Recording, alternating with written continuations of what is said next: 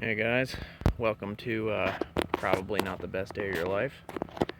Working on this 4266 Trak, doing a steering cylinder. Couldn't find any videos online, so I'm gonna make one.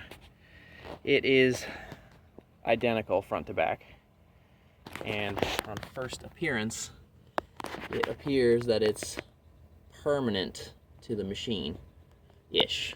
But it's not. It's sort of a half and half sleeve.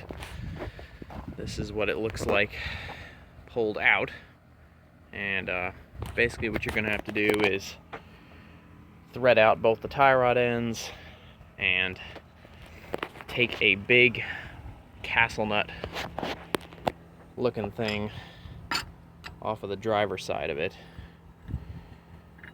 which is a pain, and take off one hydraulic line down through this hole here that goes to the far side. You'll see a big C-clip on this side. I ended up removing it, but it wasn't necessary. I kind of just had to figure this out on the go. This is just gonna be a case of a lot of frustration. Everything fights you. All the bolts and nuts are really big and really stuck. Even though there's no rust issues, it's just really high torque specs. So you're gonna need big pry bars, big pipe wrenches, and big adjustable wrenches. A few tips when you're threading the tie rod ends out. I basically just loosened the retaining nut, and then threaded the tie rod end completely out of the outer tie rod end. The inner, I threaded the inner one out of the outer. And the best thing I found is to just use the steering. Before you get started with the project, disengage the rear steering so you're only working the front.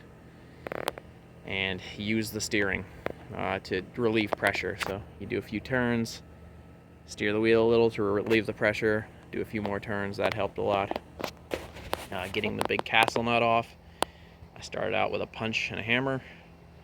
That was going real slow, so I ended up just using a big pipe wrench and a pipe on the wrench to just sort of work it 1/8 of a turn at a time. That worked the best, even though it's not that great. The hydraulic line was another thing that fought me a lot. Basically, you just get 1/6 of a turn through this gap down here with an adjustable wrench, and it's just slow going. Everything's slow going. It's not going to be fun, but it's totally doable. And when you get all that stuff removed, you basically just get a big hammer on the driver's side and start hitting the outside of the tie rod end. You do have a cone shape here, so it's not going to immediately screw your threads. So if you're careful and you don't smash it out, you should be able to get away with it. If you do smash the threads, it's not the end of the world. You just need a new inner tie rod end.